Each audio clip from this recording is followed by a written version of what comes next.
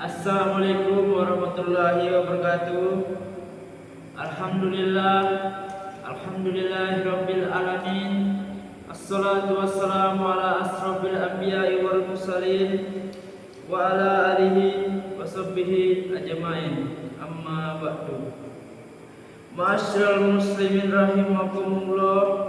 Puji syukur kehadirat Allah yang Maha Kuasa yang telah menganugerahkan nikmatnya kepada sekalian manusia.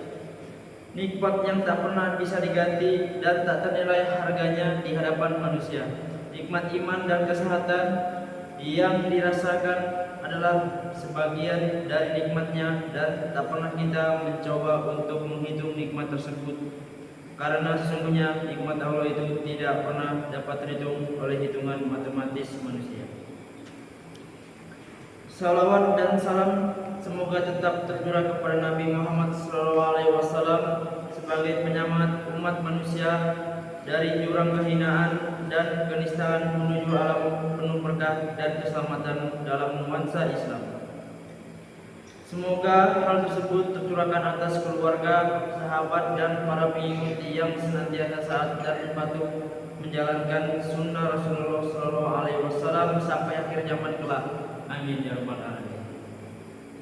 Dalam khutbah ini, khatib berpesan kepada diri sendiri dan para kaum muslimin sekalian yang hadir untuk tetap senantiasa secara konsisten, komitmen, dan kontinuitas dalam keadaan berdakwah kepada Allah Subhanahu wa taala dengan menjalankan segala perintahnya dan menjauhi bahkan meninggalkan segala yang dilarang oleh Allah. Pada kesempatan ini kita bersama-sama mempelajari sebagian ilmu agama yang semoga dapat bermanfaat bagi khatib dan para hadirin semuanya. Maka akan khatib sampaikan khutbah tentang akhlak terhadap orang tua. Jamaah khutbah Jumat yang berbahagia, akhlak merupakan salah satu indikator tercapainya kesempurnaan iman seseorang, yaitu tingginya nilai akhlak baik dalam berbudi pekerti luhur. Sedangkan iman sendiri merupakan sesuatu yang paling tinggi nilainya di sisi Tuhan. Ia merupakan kekayaan yang tak ternilai harganya, karena ia merupakan landasan dari segala-galanya dalam setiap langkah aktivitas hidup dan kehidupan manusia. Dapat juga dikatakan seorang muslim yang akhlaknya mulia, orang tersebut tebal imannya. Sebaliknya, seseorang yang buruk budi pekertinya tergolong orang-orang yang tipis imannya. Orang yang paling baik adalah orang baik budi pekertinya terhadap istri-istrinya dan anak-anaknya, juga kepada kedua keluarganya. Hal ini dapat dimengerti karena keluarga yang paling kecil itu terdiri dari suami dan istri. Suami sebagai kepala rumah tangga, hal ini berlaku juga bagi istri. Sama halnya perintah Tuhan terhadap orang-orang lelaki yang beriman. Perintah tersebut bukan hanya untuk kaum laki-laki saja, melainkan juga kaum wanita. Bagi anak-anak yang belum beristri juga berlaku, yaitu mereka harus berbuat baik kepada orang tua mereka, kakak, dan adik-adik mereka. Hadirin yang dirahmati Allah Subhanahu wa taala, setiap orang wajib menghormati orang tua mereka, terutama ibu. Hal ini memang sangat logis dan banyak sekali hadis Nabi yang menerangkan hal ini. Dari segi akal atau secara rasional dapat melihat betapa sulitnya respon-respon seorang dalam rangka mempersiapkan dan menunggu hari kelahiran anaknya. Sejak ibu mengandung 1 bulan, 2 bulan, dan seterusnya, biasanya ia merasa mual-mual, ingin muntah dan sebagainya. Seringkali ia menginginkan sesuatu yang kadang-kadang tidak mudah didapat. Makin hari kandungannya makin besar dan makin berat, tidak bisa diletakkan walau sejenak. Kemana ia pergi, ia harus membawa beban berat dengan susah payah. Setelah kandungannya berumur kurang lebih 9 bulan, biasanya bayi akan lahir. Kadang-kadang ia mengalami kesulitan. Bahkan kadang-kadang harus dioperasi serta mempertaruhkan jiwanya. Setelah anaknya lahir ini dengan selamat, dengan penuh kasih sayang, ibu merawat anaknya. Bila si bayi lapar, disusuinya. Bila si bayi buang air besar dan kecil, digantikannya pakaian yang kotor atau basah dengan pakaian yang kering dan bersih. Kalau si bayi sakit, segera diobatinya. Seringkali ibu yang mempunyai anak kecil, tidurnya menjadi berkurang karena sering membangun untuk merawat dan mengasuh anak-anaknya. Jamaah Jumat yang dimuliakan Allah, Ada seorang laki-laki datang kepada Rasulullah SAW. Dia bertanya, "Wahai Rasulullah, siapakah orang yang paling banyak saya kasihi dengan baik?" Rasulullah menjawab, "Ibumu." Kemudian dia bertanya lagi yang lain siapa Nabi? Beliau menjawab, "Ibumu." Kemudian laki-laki itu bertanya pula, "Lalu siapa lagi Nabi?" Beliau menjawab pula, "Ibumu." Selanjutnya laki-laki itu bertanya pula, beliau menjawab pula, "Ibumu." Selanjutnya laki-laki itu bertanya pula, "Lalu siapa siapa?" Nabi menjawab, "Kemudian bapakmu." Dalam hadis tersebut di atas digambarkan sebagai seorang berbakti kepada ibunya sampai ditekankan 3 kali baru disebutkan ayahnya. Hal ini menunjukkan betapa seorang harus berbakti kepada ibunya kemudian kepada ayahnya. Namun demikian perlu dipahami juga bahwa berbuat baik dan berbakti kepada bapak juga harus tetap dilakukan.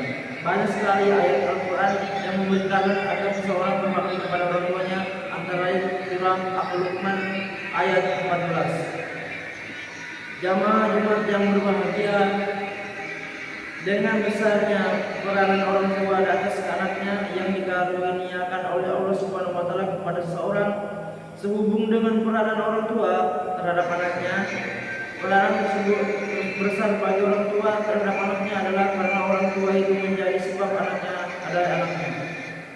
Meskipun dengan menjadi adanya perkembangan dan kemajuan ilmu, pengetahuan dan teknologi, seorang bayi dapat lahir melalui inseminasi buatan atau dengan bayi tabung.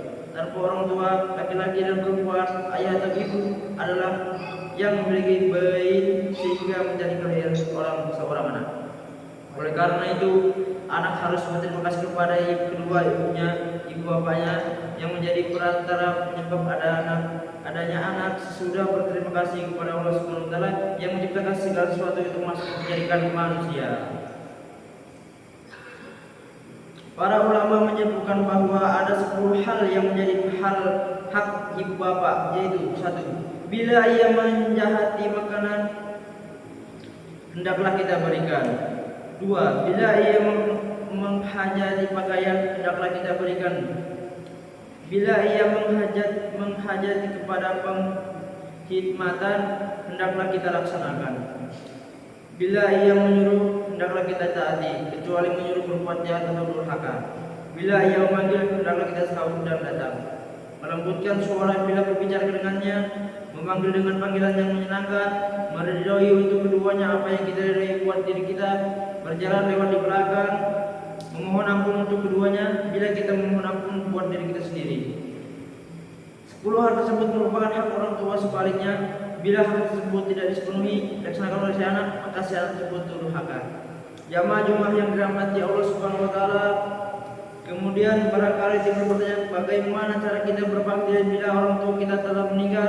Di antaranya cara berbuat baik orang tua yang telah tiada adalah dengan cara menyambung silaturahmi dengan teman, saudara atau orang-orang terdekatnya.